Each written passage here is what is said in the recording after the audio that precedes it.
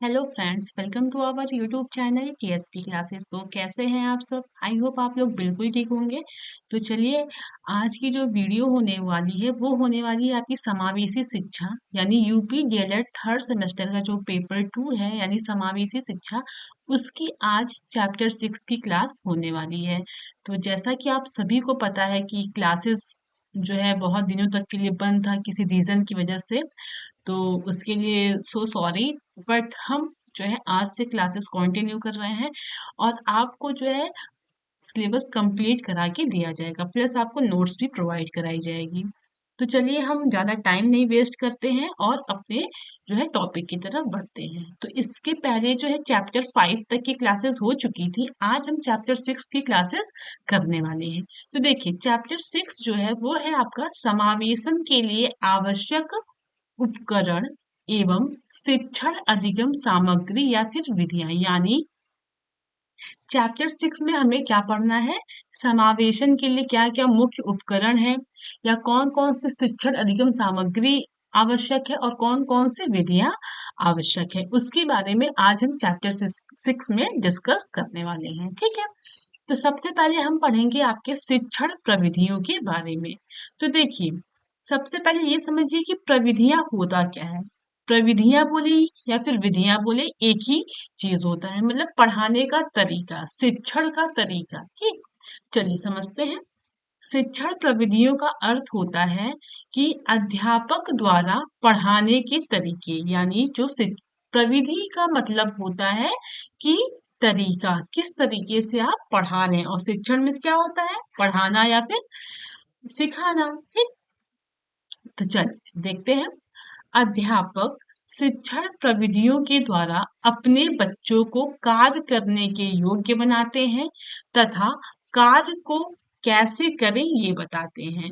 कहने का मतलब ये है कि जो टीचर होते हैं यानी जो अध्यापक होते हैं, वो शिक्षण प्रविधियों के द्वारा बच्चों को क्या करते हैं, कार्य करने के लिए योग्य बनाते हैं। कहने का मतलब ये है कि बच्चों को सिखाते हैं कैसे उनको कार्य करना है। ठीक, या फिर कार्य किस तरह से करें, किस विधि से करें कि वो चीजें अच्छा प्रभाव डालें। ठीक, या तो ये भी कह सकते हैं कि जो भी चीजें टीचर क्लासरूम में पढ़ा रहे हैं या सिखा रहे हैं, वो आपके शिक्षण प्रविधि के अंतर्गत आएगा। शिक्षण प्रविधि के अंतर्गत टीचर क्या करते हैं कि बच्चों को योग्य बनाते हैं। बच्चों को जो कुछ भी पढ़ाया जा रहा है, जो कुछ भी सिखाया जा रहा है, वो उसको इस तरीके से पढ़ाते हैं कि बच्चे को वो चीजें अच्छे से समझ में आ जाए, ताकि उनको इन फ्यूचर कहीं पे भी उसका अगर यूज होता है या वो चीजें उनके सामने आती हैं, तो वहां पे वो कैसे उनको हैंडल करना है, चीजें वो अच्छे से समझ पाए। ठीक, चलिए आगे देखते हैं। शिक्षण प्रविधियों का प्रयोग अध्यापक द्वारा अध्ययन करने के लिए दिए गए निर्देशात्मक तरीकों में होता है। कहने का मतलब ये है कि जो शिक्षण प्रविधियां हैं, इनका जो उपयोग होता है या फिर प्रयोग होता है, वो टीचर के द्वारा किया जाता है।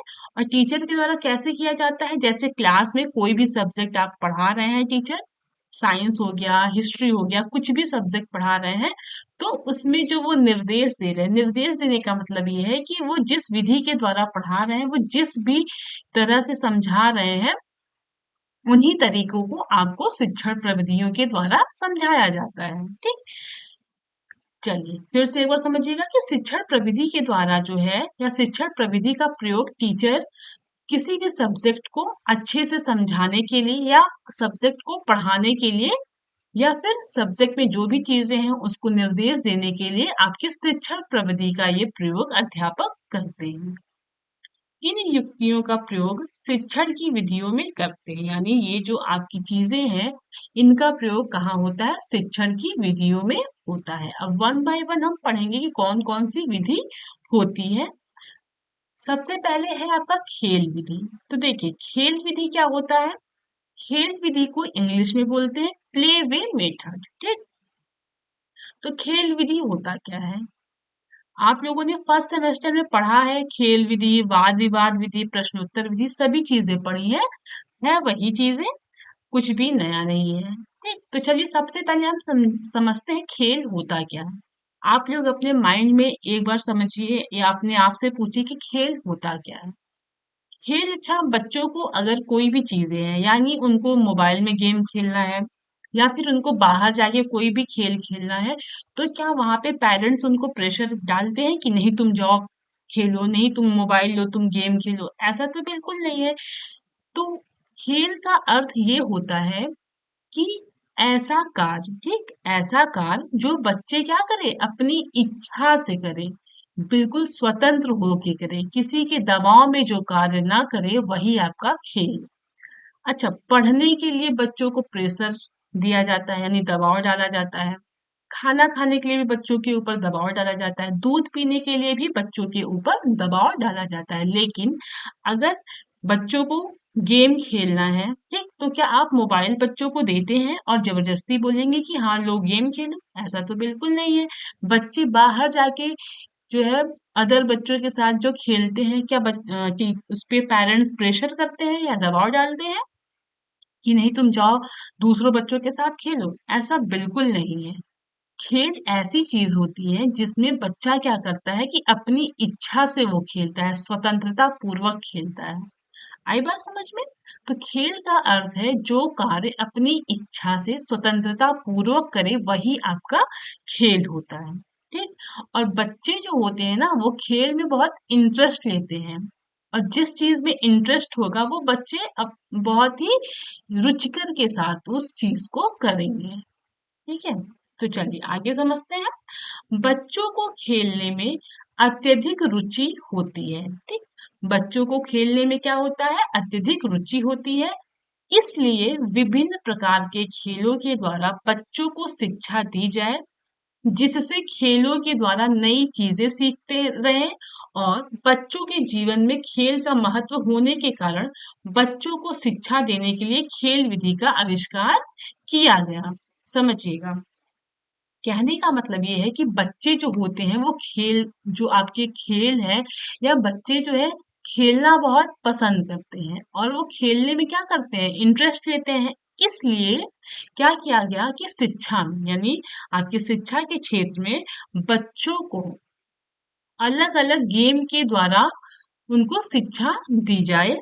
ठीक है, ऐसा जो है आविष्कार किया गया कि मतलब सबसे पहले तो ये देखा गया कि जो बच्चे हैं वो खेलने में बहुत इंटरेस्ट लेते हैं। ठीक। तो जो आपके साइंटिस्ट थे उन्होंने ये सोचा कि बच्चे जो हैं वो खेलने में तो इंटरेस्ट ले रहे हैं, क्यों ना ऐसे किया जाए कि खेल विधि का जो है उपयोग करके बच्चों को चीजें अच्छे से सिखाई जाए, ताकि बच्चे इंटरेस्ट के साथ सीखें और बच्चे बोरिंग ना फील करें और खेल खेल में वो नई चीजें सीख लें। ठीक। जैसे आपको पता होगा पजल्स होते हैं, शब्दों के पजल्स होते हैं, है ना, वर्ड मीनिंग का जो अल्फाबेट का अंताक्षरी होता है। ठीक। तो ये सारी चीजें क्या है, गेम है, खेल विधि के द्वारा बच्चों को चीजें सिखाई जाती हैं। तो कहने का मतलब यही है कि बच्चों को खेलने में अत्यधिक रुचि होती है, इसलिए क्या किया गया कि बच्चों को विभिन्न प्रकार के खेलों के द्वारा उनको शिक्षा दी जाए। ठीक। जिससे क्या हो कि बच्चे खेल के द्वारा नई चीजें सीखें और वो बिल्कुल भी बोरिंग फील ना हो करें। ठीक।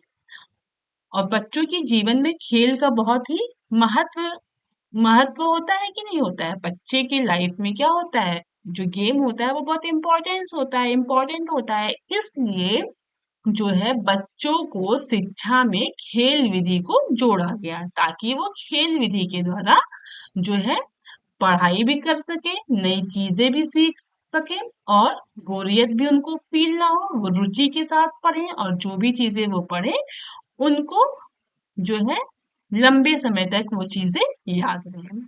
अगर कोई बच्चा रुचि के साथ नहीं पढ़ेगा या किसी भी बच्चे का उस चीज में इंटरेस्ट ही नहीं है, तो वो चीजें बच्चे को समझ ही नहीं। अगर बच्चा इंटरेस्ट के साथ पढ़ रहा है तो वो चीजें उसके माइंड में जल्दी सेट हो जाता है और वह लंबे समय तक भूलता भी नहीं है। ठीक है, चलिए अब हम देखेंगे व्याख्या विधि क्या है। तो समझिएगा व्याख्या विधि, तो किसी भी विषय को पहले समझ लीजिए व्याख्या होता क्या है। व्याख्या मतलब होता है किसी चीज का एक्सप्लेन करना, यानी कोई टॉपिक है उसको अच्छे से व्याख्या करना या उसको एक्सप्लेन करके अच्छे से बताना। जैसे मान लीजिए ये आपका चैप्टर 6 है, मैं इसको क्या कर रही हूँ, आपको व्याख्या कर रही हूँ, है ना?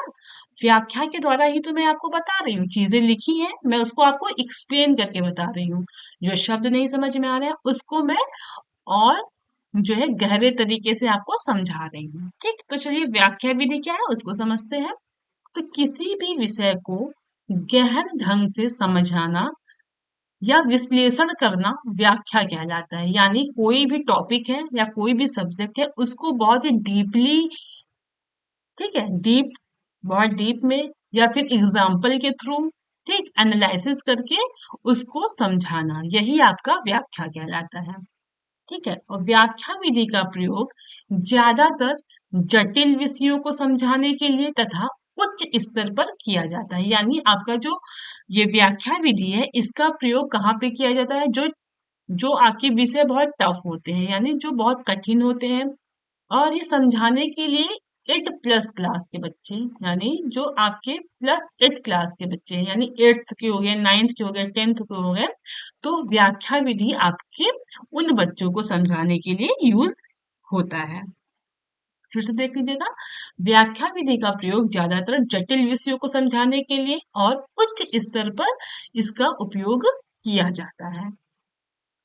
व्याख्यान विधि को रुचिकर बनाया जा सकता है, यानी जो आपका व्याख्यान विधि है उसको इंटरेस्टिंग बनाया जा सकता है। और व्याख्यान विधि में क्या होता है कि टीचर व्याख्या करता रहता है और बच्चे क्या होते हैं, जैसे कि बस टीचर बोलेगा और बच्चे उसमें मूक बने रहते हैं, यानी कुछ बस वो ध्यान से सुनते हैं। तो क्या होता है कि बहुत बच्चे बोरियत फील करते हैं, तो इसलिए व्याख्यान विधि को इंटरेस्टिंग और बनाया जा सकता है। अब कैसे बनाया जा सकता है उसको हम देखते हैं। पहला है आपका, व्याख्यान से पहले उद्देश्य निश्चित कर लें, यानी जिस विषय को आपको पढ़ाना है या जिस विषय को आपको व्याख्या करना है, सबसे पहले उसका उद्देश्य निश्चित कर लें। कहने का मतलब है कि आप टॉपिक फिक्स कर लें कि इस टॉपिक के बारे में आपको व्याख्या करना है। तो उससे संबंधित जो भी एग्जाम्पल है ना, अलग अलग एग्जाम्पल हो गया, अलग अलग उससे लिंक स्टोरीज जो हो गई, उन सब चीजों का आप यूज करेंगे तो ये आपकी व्याख्या विधि इंटरेस्टिंग बन सकती है। अगला है आपका, व्याख्यान स्तर के अनुसार हो, यानी आप अगर व्याख्यान कर रहे हैं तो उसका जो स्तर है वो जो है क्लास के लेवल के अकॉर्डिंग ही हो। अगर आप क्लास 8th के बच्चे को पढ़ा रहे हैं तो आप अगर व्याख्या कर रहे हैं तो वो क्लास 8 के बच्चे के लेवल का ही हो। ऐसा नहीं है कि आप 8 के बच्चे को पढ़ा रहे हैं और आप व्याख्या ग्रेजुएशन के बच्चों की तरह करा रहे हैं, ऐसा बिल्कुल नहीं। जैसा स्तर होगा उसी के अनुसार आप व्याख्या करेंगे। अगला है आपका, व्याख्यान सरल व स्पष्ट भाषा में हो, यानी जो आप व्याख्या कर रहे हैं उसकी जो भाषा हो वो बिल्कुल सरल हो और स्पष्ट हो ताकि बच्चे को अच्छे से समझ में आए।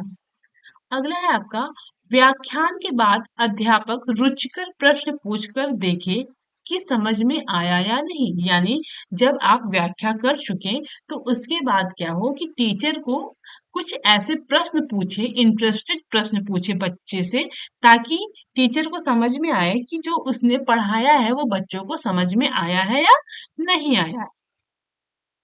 अगला देखते हैं, व्याख्यान को प्रभावी बनाने के लिए चित्र, मॉडल व उदाहरण का प्रयोग करने, यानी आप व्याख्या को और इफेक्टिव बनाने के लिए और प्रभावी बनाने के लिए और रुचिकर बनाने के लिए आप चित्र का यूज कर सकते हैं, यानी फिगर्स का, मैप का, ठीक, मॉडल्स का, एग्जाम्पल्स का, उदाहरण का, इन सब चीजों का आप प्रयोग करके आप व्याख्यान विधि को और रुचिकर बना सकते हैं। चलिए, अब आगे हम देखते हैं प्रश्नोत्तर विधि क्या है। तो प्रश्नोत्तर विधि, जैसा कि आपको क्वेश्चन इसके नाम से ही समझ में आ रहा होगा, और प्रश्नोत्तर विधि के जो आपके खोज करता है वो आपके सुकरात है। आप सभी को पता होगा, आप लोगों ने फर्स्ट सेमेस्टर में बहुत अच्छे से पढ़ा है। चीजें वही है, मैं बार बार आपको बता रही हूँ, बस यहाँ पे फिर से पढ़ना है तो आपका एक बार रिवाइज हो जाएगा। नई चीजें नहीं है जो समझने में कठिनाई हो। चलिए देखते हैं। सुकरात के समय से चली आने वाली यह एक प्राचीन पद्धति है, यानी आपका जो प्रश्नोत्तर प्रविधि है ये सुकरात ने खोजा था और यह सुकरात के टाइम से ही चली आने वाली है, एक बहुत पुरानी पद्धति है। इसमें क्या है, आपके 3 चरण है, यानी इनमें 3 स्टेप है, ठीक। पहला है आपका प्रश्नों को व्यवस्थित रूप से निर्मित करना, यानी सबसे पहले हम इसमें प्रश्नोत्तर प्रविधि में क्या करेंगे, क्वेश्चन को व्यवस्थित रूप से बनाएंगे। ऐसा नहीं कि पहले क्वेश्चन ये पूछना है फिर कहीं से उठा लिया कहीं से उठा लिया, ऐसा बिल्कुल नहीं है।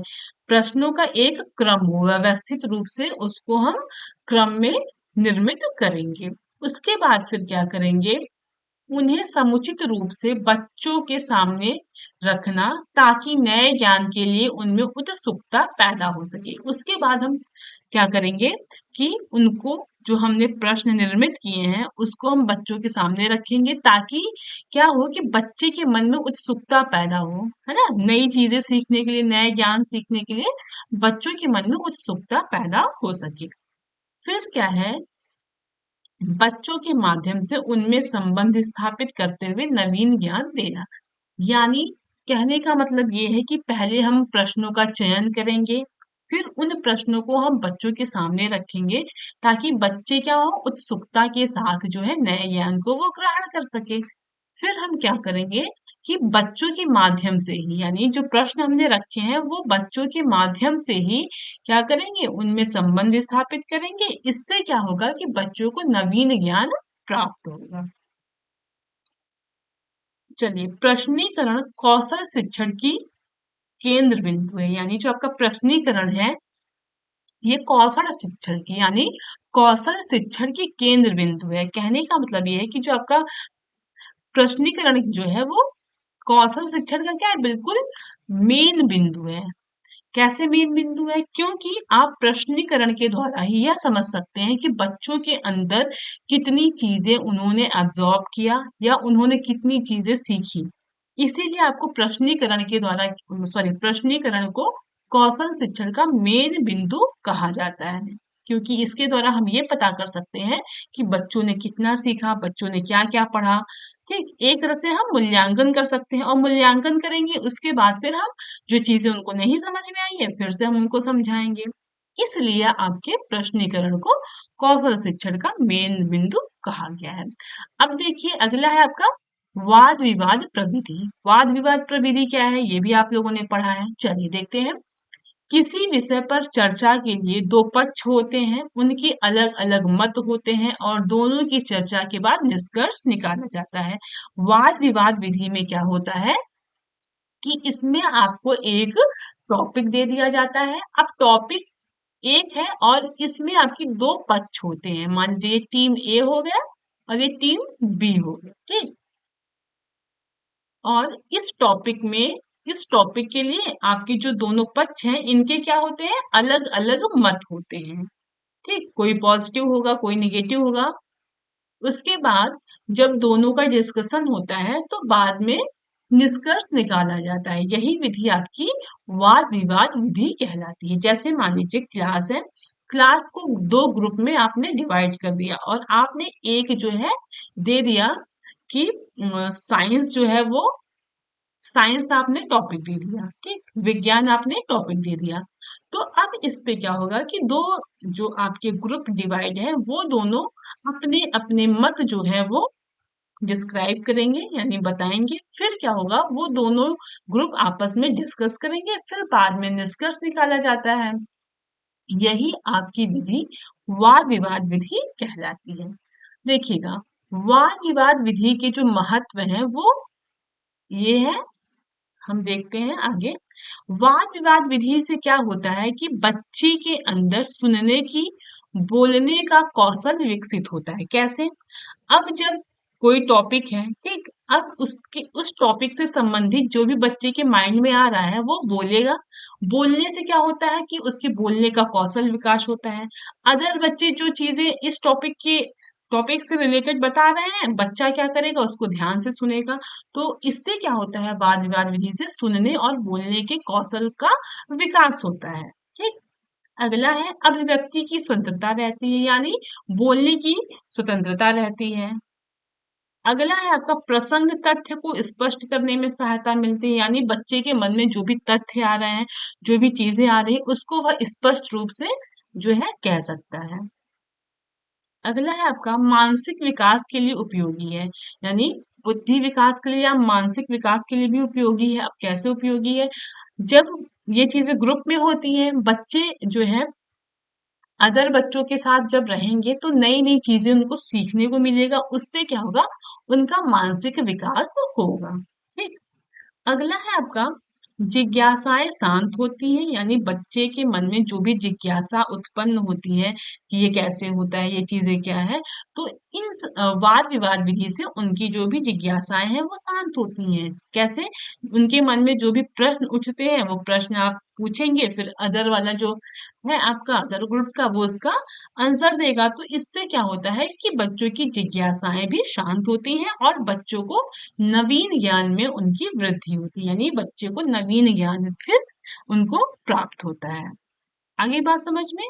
तो देखिए, आज हमने पढ़ा कि शिक्षण प्रविधि क्या होता है, और खेल विधि पढ़ा हमने, वाद विवाद पढ़ा, ठीक है, प्रश्नोत्तर विधि पढ़ा, आपकी व्याख्या विधि पढ़े हम लोगों ने।